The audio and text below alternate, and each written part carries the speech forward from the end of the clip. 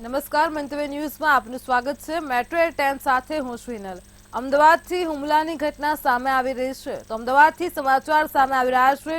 યુવક પર હુમલાની ઘટના સામે આવી છે તો અમદાવાદથી સમાચાર સામે આવ્યા છે। દાણી લીમડા વિસ્તારની ઘટના છે। અમદાવાદના દાણી લીમડા વિસ્તારમાં યુવક પર હુમલો કરાયો છે તો હુમલાના સીસીટીવી ફૂટેજ પણ સામે આવ્યા છે। 10 થી વધારે હુમલાખોરોએ હુમલો કર્યો છે। ઘાયલને ગંભીર હાલતમાં હોસ્પિટલ ખસેડ્યા છે તો સીસીટીવી ફૂટેજમાં હુમલાખોરોની કરતૂત સામે આવી છે। અમદાવાદનો જે કિસ્સો સામે આવ્યો છે, દાણી લીમડાથી હુમલાની ઘટના સામે આવી છે તો દાણી લીમડા વિસ્તારમાં યુવક પર હુમલો કરવામાં આવ્યો છે। આપ ટીવી સ્ક્રીન પર દ્રશ્યો જોઈ શકો છો। હુમલાના સીસીટીવી ફૂટેજ પણ સામે આવ્યા છે તો 10 થી વધારે હુમલાખોરોએ એક યુવક પર હુમલો કર્યો છે। ઘાયલને ગંભીર હાલતમાં હોસ્પિટલ ખસેડાયો છે તો અમદાવાદના દાણી લીમડા વિસ્તારમાં હુમલાની ઘટના બની છે। સીસીટીવી ફૂટેજમાં હુમલાખોરોની કરતૂત સામે આવી છે। આ સમગ્ર ઘટના સીસીટીવી કેમેરામાં કેદ થઈ છે। અમદાવાદના દાણી લીમડા વિસ્તારમાં યુવક પર હુમલો તો હુમલાના સીસીટીવી ફૂટેજ સામે આવ્યા છે। 10 થી વધારે હુમલાખોરોએ આ યુવક પર હુમલો કર્યો છે। આપ સીસીટીવી દ્રશ્યમાં જોઈ શકો છો। હુમલાખોરોની કરતૂત સામે આવી છે। હાલ તો ઘાયલને ગંભીર હાલતમાં હોસ્પિટલ ખસેડાયો છે તો સીસીટીવી ફૂટેજમાં આ સમગ્ર ઘટના કેદ થઈ છે।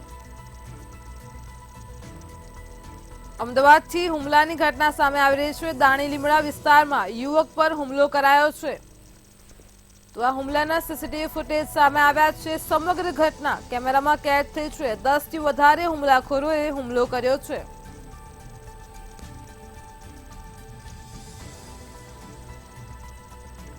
તો આજ મુદ્દે અમારી સાથે સંવાદદાતા વિશાલ મહેતા ફોન લાઈન પર જોડાઈ ગયા છે। જી વિશાલ, દાણી લીમડા વિસ્તારમાં યુવક પર હુમલાની ઘટના સામે આવી છે, શું છે સમગ્ર મામલો? ચોક્કસ હિનલ, જે રીતે સમગ્ર મામલો સામે આવ્યો છે દાણીલીમડા વિસ્તારની અંદર કેટલાક નિર્દોષ યુવકો પર 10 થી વધારે માથાભારે તત્વો છે એક અચાનક જ ત્રાટકી ગયા અને મહત્વની વાત એ છે કે સીસીટીવી કેમેરાની અંદર તમામ ફૂટેજ આવી ગયા છે। આ મહત્વની વાત એ છે કે જે રીતે અત્યારે હાલમાં સમગ્ર જે હુમલો જે સીસીટીવી ફૂટેજની અંદર દેખાઈ રહ્યો છે તેની અંદર સ્પષ્ટ જોવા મળી રહ્યું છે કે યુવકને બેફામ રીતે આ લોકો મારી રહ્યા છે અને ત્યારબાદ સીસીટીવી કેમેરાથી દૂર લઈ જઈ અને તેને જાનથી મારવાની કોશિશ પણ કરવામાં આવી। પરંતુ આ સમગ્ર મામલાને લઈને અત્યારે હાલમાં દાણીલીમડા પોલીસ સ્ટેશનની અંદર ફરિયાદ નોંધાઈ છે। સાથે આ સમગ્ર મામલાને લઈને અત્યારે હાલમાં જે ઘાયલ થયેલ વ્યક્તિ છે તેને હોસ્પિટલમાં દાખલ કરવામાં આવ્યો છે। હુમલો કરનાર જે આ શખ્સો છે તે કોણ હતા, તે લોકો શા માટે આવ્યા હતા અને તેમણે આ યુવક ઉપર શું કામ હુમલો કર્યો તે તમામ બાબત હજી સુધી પોલીસ તપાસમાં સ્પષ્ટ થઈ નથી। પણ એક વસ્તુ ચોક્કસ છે કે જે રીતે હુમલો કરવામાં આવ્યો તેની અંદર અત્યારે પ્રાથમિક તબક્કે પોલીસ જૂની અદાવત હોય તેવી શંકા દર્શાવી રહી છે, પરંતુ તપાસ દરમિયાન શું હકીકત ખુલીને બહાર આવે છે તે જાણવાનું રહ્યું। તો જે રીતે સીસીટીવી ફૂટેજ બહાર આવ્યા છે તેને જોઈને ચોક્કસ એ વાત પ્રતીત થાય છે કે બંને યુવકોને મારવા માટે જે આ 10 થી વધારે લોકોનું ટોળું આવ્યું હતું તે ખૂબ જ હિંસક હતું અને તેણે સામે આ વ્યક્તિ પર જીવલેણ હુમલો કર્યો છે। તેને લઈને અત્યારે હાલમાં દાણીલીમડા પોલીસે તપાસ કાર્યવાહી અને ધરપકડની કવાયત શરૂ કરી છે। તો વિશાલ, અત્યારે જે જીવલેણ હુમલો કરવામાં આવ્યો છે ત્યારબાદ યુવકની પરિસ્થિતિ કઈ રીતની છે? પરિવાર દ્વારા કોઈ કાર્યવાહી કરાઈ છે કે કેમ? જે ચોક્કસથી જ્યારે હુમલો થયો ત્યારબાદ તુરંત જ તેના પરિવારના અને આસપાસના લોકોને માહિતી મળતા તે લોકો ત્યાં દોડી આવ્યા હતા અને સાથે પોલીસનો કાફલો પણ દોડી આવ્યો હતો। સાથે જ તેમને પ્રાથમિક સારવાર માટે હોસ્પિટલમાં દાખલ કરવામાં આવ્યા છે અને પરિવાર દ્વારા હુમલાખોરો સામે ફરિયાદ નોંધવામાં આવી છે। સીસીટીવી ફૂટેજ રિકવર કરી અને દાણીલીમડા પોલીસે જે સંદિગ્ધ લોકો છે અથવા તો જે હુમલાખોરો છે તેમની સામેની ધરપકડની કવાયત પણ શરૂ કરી છે અને 9 થી વધારે લોકો સામે અત્યારે ફરિયાદ દાખલ કરી અને પોલીસે ધરપકડની કાર્યવાહી હાથ ધરી। જી વિશાલ, સમગ્ર માહિતી બદલ આભાર।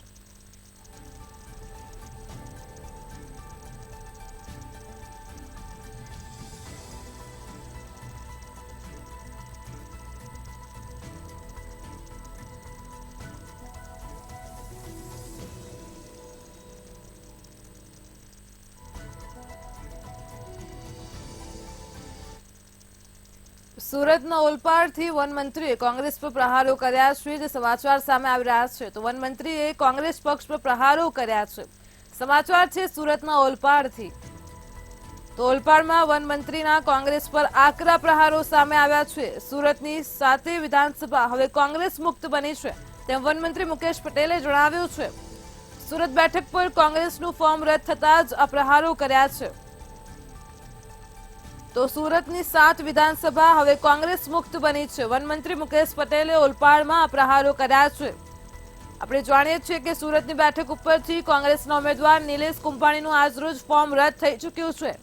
તે દરમિયાન ફોર્મ રદ થતા જ ઓલપાડમાં વનમંત્રીએ કોંગ્રેસ પર આકરા પ્રહારો કરતા જણાવ્યું છે કે સુરતની 7 વિધાનસભા હવે કોંગ્રેસ મુક્ત બની છે.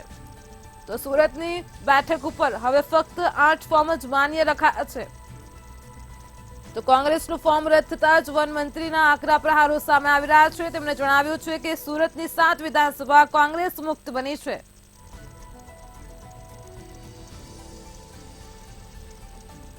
તો સુરતના ઓલપાડમાં વનમંત્રીએ કોંગ્રેસ પર આકરા પ્રહારો કર્યા છે.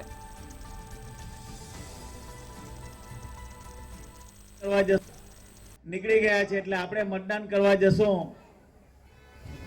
ના જશું તો ચાલશે એવું આપણે કોઈ માની લેવાની જરૂર નથી. આપણે જે જોસ્તી ને જે જુસ્સાથી કામ કરીએ છીએ એ જ જુસ્સાથી મતદાન કરવાનું છે. જે રીતે 2022 ની અંદર 2019 ની અંદર જે લીડો આપી છે, આપણે આ લીડ 1.5 લાખથી વધુ લીડ કરીને આ આપણી લોકસભા છે 5 લાખ મતથી વધુની જીતાડવાની છે.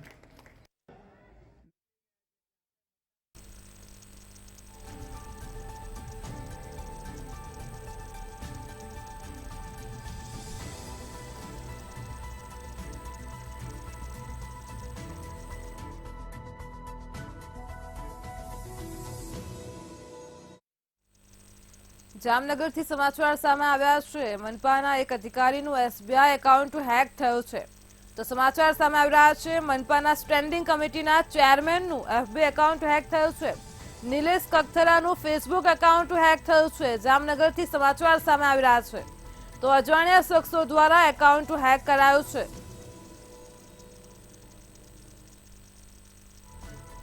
પૈસાની પણ ઉઘરાણી કરાઈ છે.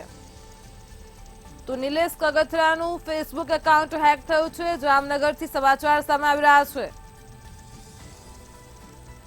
મનપાના સ્ટેન્ડિંગ કમિટીના ચેરમેનનું ફેસબુક એકાઉન્ટ હેક થયું છે. પૈસાની પણ માંગણી કરવામાં આવી છે. તો નિલેશ કગથરાનું ફેસબુક એકાઉન્ટ હેક થયું છે. અજાણ્યા શખ્સો દ્વારા જ એકાઉન્ટ હેક કરાયું છે. તો પૈસાની પણ ઉઘરાણી કરાઈ હોવાની વિગતો સામે આવી રહી છે.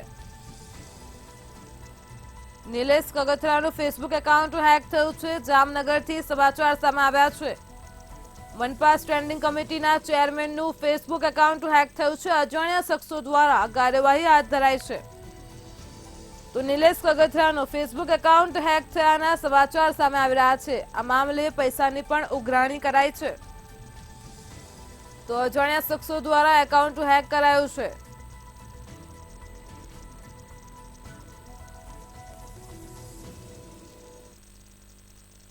સુરત લોકસભા સીટના કોંગ્રેસના ઉમેદવાર નિલેશ કુંભાણીના ફોર્મ સામે આજે જે ફોર્મ રદ થયું છે તે મામલો ખૂબ જ ગરમાયો છે. તો સુરતમાં કોંગ્રેસ ઉમેદવાર નિલેશ કુંભાણીનું આજરોજ ફોર્મ રદ કરાયું છે. સાથે જ તેમના ડમી ઉમેદવારનું ફોર્મ પણ રદ કરાયું છે. તો નિલેશ કુંભાણીના ફોર્મ સામે ગઈકાલે જ ભાજપે વાંધો ઉઠાવ્યો હતો.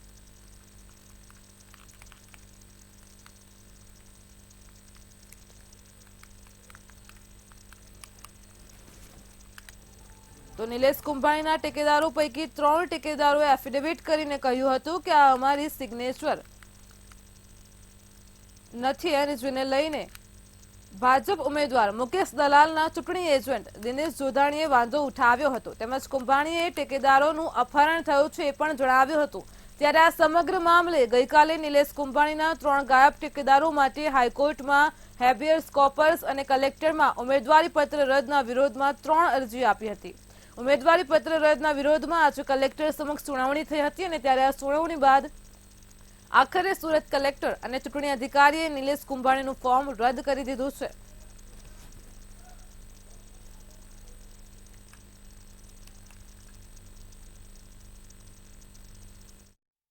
અને સાહેબે કહ્યું કે હું 11 પહેલાં ઓર્ડર કરી દઈશ. 11 પહેલાં ઓર્ડર નહોતો થયો. અમે રાહ જોતા હતા, અત્યારે ઓર્ડર કર્યો છે. અને નિલેશ કુંભાણીના 3 ફોર્મ રદ કર્યા છે. અને જે સબસ્ટિટ્યૂટ કેન્ડિડેટ ડમી ઉમેદવાર હતા એનો ફોર્મ પણ ઓર્ડર કરીને રદ કર્યો છે. ઓર્ડર કોપી મારી પાસે છે, અભ્યાસ કરવાનું બાકી છે. આગામી શું પગલું રહેશે હવે પાર્ટી નક્કી કરશે. 18મીએ ઠેકેદારો હાજર હતા. પછી એફિડેવિટ કોણ લાવ્યું, કેમ લાવ્યું, શા માટે લાવ્યું, એ ભારતીય જનતા પાર્ટીના ઉમેદવારે સત્તાનું નગ્ન પ્રદર્શન કર્યું છે. અને માનનીય TN સેશન સાહેબ, ઇલેક્શન કમિશનર સાહેબ, ચુકાદો સવારે 9 વાગે આપવો જોઈએ. તેની જગ્યાએ હજુ સુધી લેખિત ચુકાદો આપતા નથી. સમય દરમિયાન અમે જે વાંધા અરજી આપી હતી ફોર્મ નંબર 7, 8 અને 9 નિલેશભાઈ કુંભાણીની અને ડમી તરીકે સુરેશભાઈ પડસાળા ફોર્મ નંબર 14. આજે બંને પક્ષની દલીલ થતાં જે નિર્ણય આવ્યો છે 7, 8, 9 એ ફોર્મ અમાન્ય થયા છે અને 14 નંબરનું ફોર્મ પણ અમાન્ય છે, એટલે બંને ફોર્મ રદ થયા છે. એટલે આપણે માહિતી આપો. 7, 8, 9 એ કોણ હતું? એ નિલેશભાઈ કુંભાણી અને 14 નંબરનું ફોર્મ છે તે સુરેશભાઈ પડસાળા જે ડમી છે. સુરત કોંગ્રેસના ઉમેદવાર નિલેશ કુંભાણીનું ફોર્મ રદ થઈ ગયું છે. નિલેશ કુંભાણીની ઉમેદવારી રદ થવા અંગે શક્તિસિંહ ગોહિલે ભાજપ પર આક્ષેપ કર્યા છે. તેમણે કહ્યું છે કે કાયદાની જોગવાઈ મુજબ જો ઉમેદવારી પત્રમાં ઠેકેદારની સહી ના હોય તો ઉમેદવારી રદ થાય. ઠેકેદાર ફોર્મ ભરાઈ ગયા બાદ કહે છે કે મારી સહી નથી તો ફોર્મ રદ ના થાય.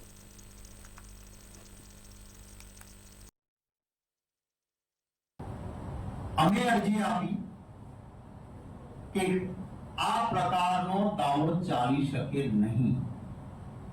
પહેલી વાત, કોઈ વ્યક્તિ મુકરર થાય, ના પાડે મેં આ નથી કર્યું, તો સામી વ્યક્તિને ક્રોસ એક્ઝામિનેશન, ઉલટ તપાસનો કાયદાએ અધિકાર આપ્યો છે. અમે એની ઉલટ તપાસ કરવા માંગીએ છીએ, માટે એને હાજર કરો. 1 દિવસનો ટાઈમ અપાય છે. એક વ્યક્તિ સંપર્કમાં પણ ઉમેદવાર આવે છે અને કહે છે હું આવી જઈશ. કોંગ્રેસ પ્રમુખ શક્તિસિંહ ગોહિલની પત્રકાર પરિષદ યોજાઈ હતી અને જેમાં તેમણે જણાવ્યું છે કે ગુજરાતમાં ભાજપ વિરુદ્ધ વાતાવરણ છે. પેજ પ્રમુખ અને કાર્યકર્તામાં આક્રોશ જોવા મળ્યો છે. તો પોલીસનો ઉપયોગ કરી ભાજપ જીતતું હતું. ગુજરાતના લોકો એક થઈ ભાજપને પાઠ ભણાવશે. સમગ્ર ગુજરાતમાં ભારતીય જનતા પાર્ટીની વિરુદ્ધનું વાતાવરણ છે. જ્યાં એમના ઉમેદવારો જાય છે ત્યાં જાકારો મળે છે. લોકો અણિયાળા પ્રશ્નો પૂછીને બેરોજગારી, પેપર ફૂટે, બ્રિજ તૂટે, ખેડૂતના ડુંગળીના ભાવ કે કપાસના ભાવ, પાણી, GST અનેક મુદ્દે છડી વરસાવે છે. રાજકોટ લોકસભા ચૂંટણીમાં કાંટેકી ટક્કર જેવો માહોલ ઉભો થયો છે અને ત્યારે તે પહેલા જ હાલ પાર્ટીઓ અને અપક્ષ ઉમેદવાર એકબીજાની ભૂલ શોધીને ચૂંટણી પંચ અને જિલ્લા કલેક્ટરને રજૂઆત કરી રહ્યા છે. તો શહેર કોંગ્રેસના પ્રતિનિધિઓ તરફથી એક આવેદનપત્ર પાઠવવામાં આવ્યું હતું. ભાજપના હોર્ડિંગ્સ ઉપર મુદ્રક અને પ્રકાશકનો ઉલ્લેખ ન હોવાના કારણે કોંગ્રેસ દ્વારા જિલ્લા કલેક્ટર તંત્ર અને ચૂંટણી પંચને રજૂઆત કરવામાં આવી છે. આ સાથે જ માંગ પણ કરવામાં આવી છે. આવા અમુક મુદ્રક અને પ્રકાશક ન લખાયેલા હોર્ડિંગ્સ દૂર કરવામાં આવ્યા છે.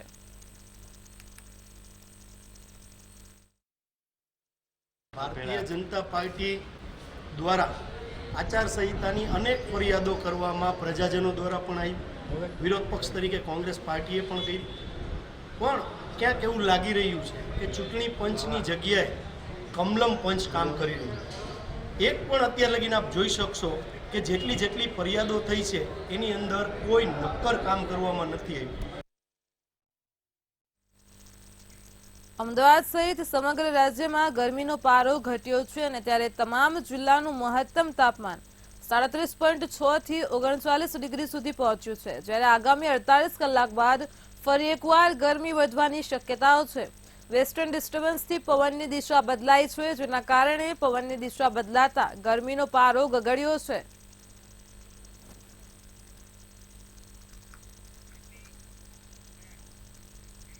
સુરતમાં ત્રીજા તબક્કાના મતદાનને લઈને કાયદો અને વ્યવસ્થા જળવાઈ રહે તે માટે પોલીસ કમિશનરે કવાયત હાથ ધરી છે. તો આ સાથે જ સુરતમાં અલગ અલગ વિસ્તારોમાં કોમ્બિંગ કરવાનો આદેશ આપ્યો છે.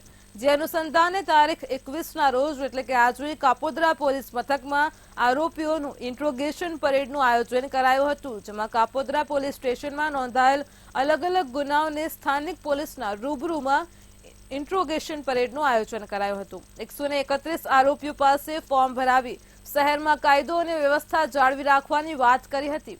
પોલીસે આરોપીઓને ગુનાખોરી છોડી અને સામાન્ય જીવન જીવવાની સલાહ આપી છે.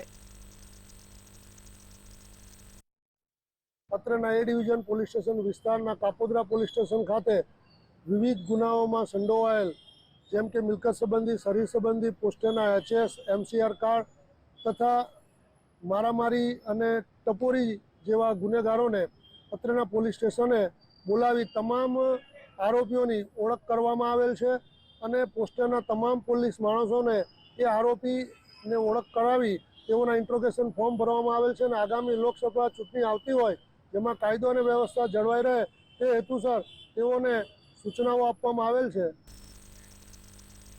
શહેરમાં મધ્ય ઝોનમાં આવેલા વિસ્તારોમાં મોટા પાયે ગેરકાયદેસર બાંધકામો ચાલી રહ્યા હોવાની સંખ્યાબદ્ધ ફરિયાદો AMCને મળે છે.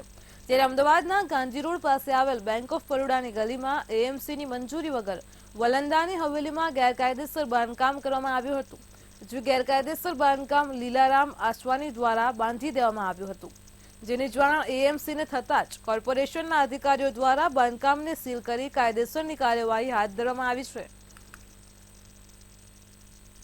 હેરિટેજ સિટી અમદાવાદના મધ્ય ઝોન વિસ્તારમાં ગેરકાયદેસર બાંધકામોનો રાફડો ફાટ્યો હોય તેવું સ્પષ્ટપણે લાગી રહ્યું છે. અમદાવાદના કાલુપુર, દરિયાપુર, શાહપુર, ખાડિયા અને જમાલપુર વિસ્તારમાં ગેરકાયદેસર બાંધકામ છે તે ગેરકાયદેસર બાંધકામ ભૂમાફિયાઓ અને બિલ્ડરોની મદદથી અને સરકારી અધિકારીઓના મદદથી ક્યાંક ને ક્યાંક બનાવવામાં આવતું હોય તેવું સ્પષ્ટપણે લાગી રહ્યું છે. હાલ જો વાત કરવામાં આવે તો અમદાવાદમાં આવેલા જે રોડ છે તે રોડ ખાતે જે ગેરકાયદેસર જે બાંધકામ છે તે બાંધકામ બનાવી દેવામાં આવ્યું છે, પરંતુ જે પ્રમાણે જે નોટિસ છે તે નોટિસ અમદાવાદના મધ્ય ઝોનના ઓફિસર તરીકે આપવામાં આવી છે અને કામ છે તે કામ રોકી દેવામાં આવ્યું છે. જો વાત કરવામાં આવે તો જે પ્રમાણે જે પ્રતાપ સિનેમાની ગલી, વાલંદાની હવેલી, બેંક ઓફ બરોડાની પાસે ગાંધી રોડ ખાતે જે બાંધકામ છે તે બાંધકામ અમદાવાદ મ્યુનિસિપલ કોર્પોરેશન દ્વારા સીલ કરવામાં આવ્યું છે. હાલ તો જે ગેરકાયદેસર બાંધકામ છે તે ગેરકાયદેસર બાંધકામ કોર્પોરેશન દ્વારા જે સીલ છે તે સીલિંગની પ્રક્રિયા છે તે પ્રક્રિયા હાથ ધરવામાં આવી છે. અને સાથે જો વાત કરવામાં આવે તો જે પ્રમાણે હેરિટેજ સિટીનો જે દરજ્જો છે તે દરજ્જાને લઈને ક્યાંક ને ક્યાંક જે ભૂમાફિયાઓ છે અથવા તો જે બિલ્ડરો છે અથવા તો જે સરકારી અધિકારીઓની રહેમ નજર હેઠળ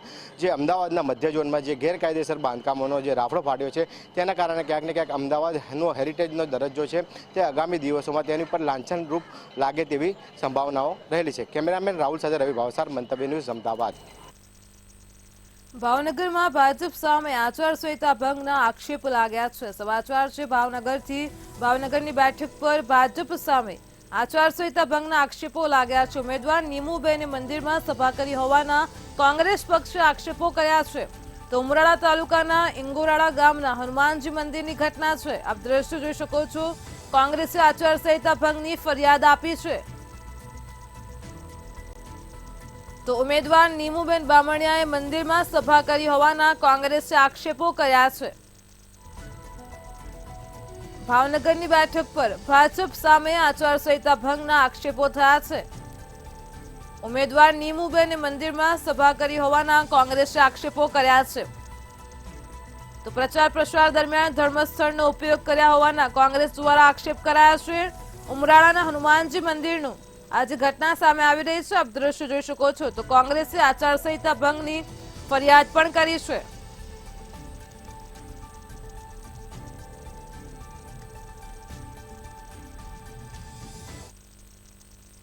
અમદાવાદ સાયબર ક્રાઇમે આંતરરાષ્ટ્રીય લેવલે ચાલતા ઠગાઈના કૌભાંડનો ઘટસ્ફોટ કર્યો છે. સાયબર ક્રાઇમને મોડસ ઓપરેન્ડીથી ઠગાઈ કરતી ટોળકીના 13 ભેજાબાજ આરોપીઓને પકડી લેવામાં સફળતા મળી છે. જેમાં હવે વિદેશમાં બેસીને ઠગાઈ કરતી આ ટોળકીના કિંગપિનને પકડવા પોલીસે હાથ લાંબા કર્યા છે. જેમાં અલગ અલગ ટીમને આરોપીને પકડવા રવાના કરવામાં આવી છે. ઉલ્લેખનીય છે કે ઠગાઈ કરતી ટોળકી ઇન્ટરનેટ પર સર્ચ અને સર્ફિંગ કરતા લોકોને પોતાનું ટાર્ગેટ બનાવતી હોવાનું પણ સામે આવ્યું છે.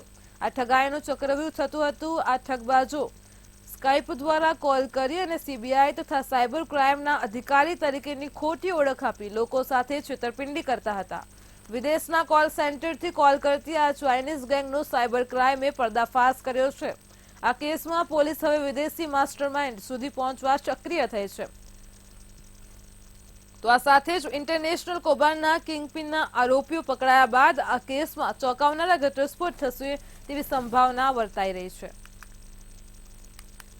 અમે તપાસ કરી રહ્યા છીએ કેમ કે તમે જોયું હશે કે આ જે પૈસા છે એ અલગ અલગ રાજ્યોના અસંખ્ય અકાઉન્ટમાં લેયર કરવામાં આવ્યા છે. એટલે ફર્સ્ટ જ્યાંથી વિડ્રો થઈ રહ્યા હતા 62 લાખ રૂપિયા જે ગુજરાતમાંથી વિડ્રો થયા હતા પહેલા અમને એને ચેસ કર્યા છે અને બીજા બી અકાઉન્ટની તપાસ હાલ ચાલુ છે. સર જે મુખ્ય આરોપી જે પકડાયો છે આપણી પાસે એનું ચાઇનામાં કોઈ કોન્ટેક્ટ હતું અને આ લોકો તમે કીધું કે કરન્સી દ્વારા એ લોકો મતલબ મોકલતા હતા તો પાછું કઈ તે લોકો પાછા મતલબ રકમ એ લોકો કરતા હતા. આ જે મેં જેમને પહેલાં કહ્યું ક્રાઇમના 3 સ્ટેજ છે. પહેલાં વિક્ટિમને સ્કાઇપ કોલ અને સ્પૂફ કોલથી કોન્ટેક્ટ કરવામાં આવે. વિક્ટિમ જે પૈસા જમા કરવામાં આવે છે એ અકાઉન્ટ બી ચાઇના જે ક્રિમિનલ્સ છે એમના દ્વારા અલગ અલગ એજન્ટ્સથી આ અકાઉન્ટ મેનેજ કરવામાં આવે છે. હવે એ પૈસાને ઇન્ડિયાથી બહાર લઈ જવામાં આનું ત્રીજું સ્ટેજ આવે છે કે જે ક્રિપ્ટો કન્વર્ટર છે. તો એમાં જે મોઇન અને જે મુસ્તફા યુનુસ છે એ લોકો ક્રિપ્ટો કરન્સીમાં કન્વર્ટ કરવા માટે ચાઇનીઝ ગેંગ દ્વારા એક ટ્રોન્સકેનનું વોલેટ એડ્રેસ આપવામાં આવે છે એ લોકોને ટેલિગ્રામ અને વોટ્સએપ દ્વારા. એમાં આ રકમ ટ્રાન્સફર કરવામાં આવે છે. ઇટ્સ કાઇન્ડ ઓફ હવાલા ટ્રાન્ઝેક્શન. અને એમની અવેજીમાં આજે બધા 62 લાખ રૂપિયા અલગ અલગ અકાઉન્ટમાં જમા કરવામાં આવ્યા છે. એ ક્રિપ્ટો કરન્સી જે એમને આપવામાં આવી છે ઇન્ડિયાની બહાર એમની અવેજીમાં આ પૈસા લેવામાં આવે છે. ભારતના લોકો સાથે ઠગાઈ કરવાનું ઇન્ટરનેશનલ ષડયંત્ર કે જેની અંદર હવે સાયબર ક્રાઇમ દ્વારા વધુ આરોપીઓને પકડવા માટે અલગ અલગ ટીમ તૈનાત કરવામાં આવી છે. આ ટીમ ચાઇના, દુબઈ, મંગોલિયા અને અલગ અલગ જગ્યાએ તપાસ કરી રહી છે જેની અંદર આગામી સમયની અંદર વધુ ભારતીય આરોપીઓ અને સાથે જ વિદેશી આરોપીઓ પણ પકડાય તેવી શક્યતા હાલ પ્રબળ બની છે. જેના પકડાયા બાદ આ સમગ્ર કૌભાંડનો પર્દાફાશ થશે અને નકલી પોલીસ બની ભારતના લોકોને છેતરતા આ તમામ આરોપીઓની હકીકત સામે આવશે. કેમેરામેન કૃણાલ રાણા સાથે વિશાલ મહેતા, મંતવ્ય ન્યૂઝ, અમદાવાદ. ભાવનગરમાં મધુસિલિકા ઘટનાને લઈને તપાસ હાથ ધરવામાં આવી છે. ઇન્ડસ્ટ્રીયલ સેફટી ઇન્સ્પેક્ટરે કંપનીની મુલાકાત લીધી હતી. કંપનીની મુલાકાત લીધા બાદ તપાસનો ધમધમાટ શરૂ કરી દેવામાં આવ્યો છે. સ્ટીમ લાઇન ફાટતા એમપીના મજૂરનું મોત નીપજ્યું હતું. કંપનીમાં સેફટીને લઈને બેદરકારી થઈ હોવાની શંકા વ્યક્ત કરવામાં આવી છે. નબળી કક્ષાના મશીનરી અને પાઇપ વાપર્યાની આશંકા પણ સેવાઈ રહી છે. યોગ્ય નિયમોનું પાલન નહીં કર્યા હોવાની પણ શંકા વ્યક્ત કરવામાં આવી છે.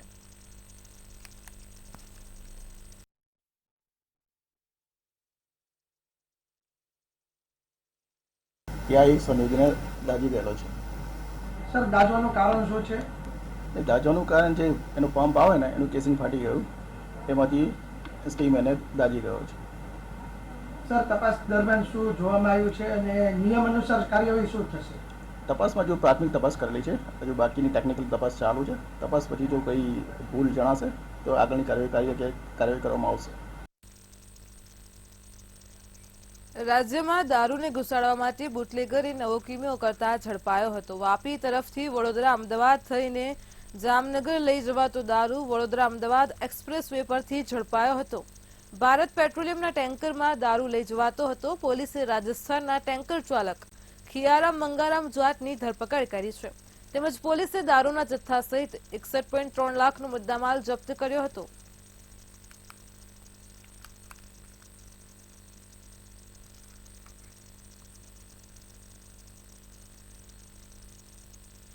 અમદાવાદમાં હાથી પર સવાર વરરાજાએ હવામાં ફાયરિંગ કર્યું હતું. આંબાવાડીના ભૂદરપુરામાં વરરાજાનો ફાયરિંગ કર્યાનો વિડીયો વાયરલ થયો છે.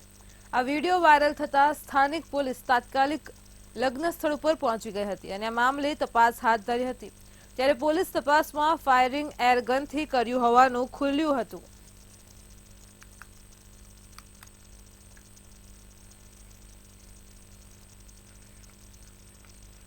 અમદાવાદના બાવળા તાલુકામાં મીઠાપુર ગામે બળિયાદેવ મૂર્તિનો પ્રાણ પ્રતિષ્ઠા મહોત્સવ 19 થી 21 એપ્રિલ એમ 3 દિવસ ઉજવાયો હતો. પ્રથમ દિવસે જળયાત્રાથી તેનો શુભારંભ કરવામાં આવ્યો હતો. બીજા દિવસે ધજા કળશ બળિયા બાપજી મૂર્તિને ગામમાં વરઘોડો કાઢવામાં આવ્યો હતો. આ મહોત્સવમાં 151 પાટલા પર દંપતીઓએ ભાગ લીધો હતો. આ મહોત્સવમાં દર્શનાર્થીઓ અને ગ્રામજનો માટે દિવસ અને રાત્રિના સમયે મહાપ્રસાદનું આયોજન કરવામાં આવ્યું હતું.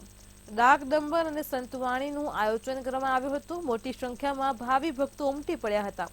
છેલ્લા દિવસે મંદિરમાં મૂર્તિ સ્થાપના કરી સાંજે આરતી ગ્રહ શાંતિ કરી મહોત્સવની પૂર્ણાહુતિ કરવામાં આવી હતી. તાલુકો બાવળા છે, જિલ્લો અમદાવાદ છે.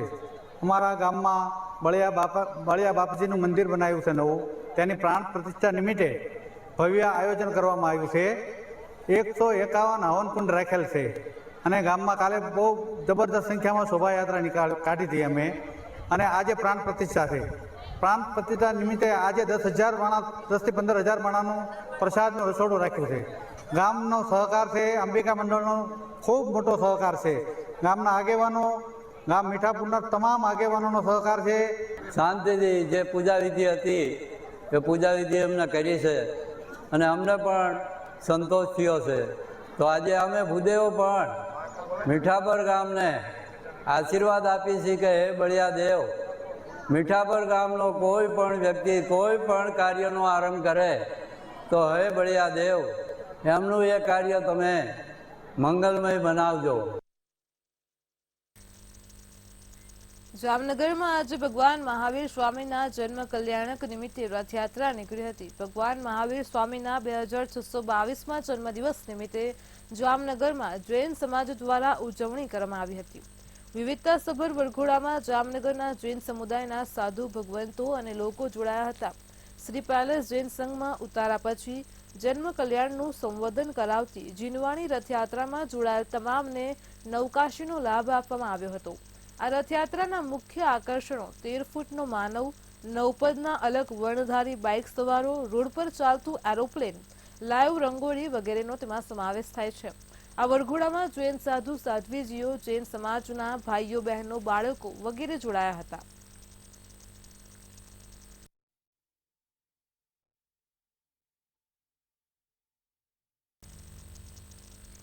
મેટ્રો 10માં હાલ આટલું જ. વધુ સમાચાર માટે જોડાયેલા રહો મંતવ્ય ન્યૂઝ સાથે. નમસ્કાર.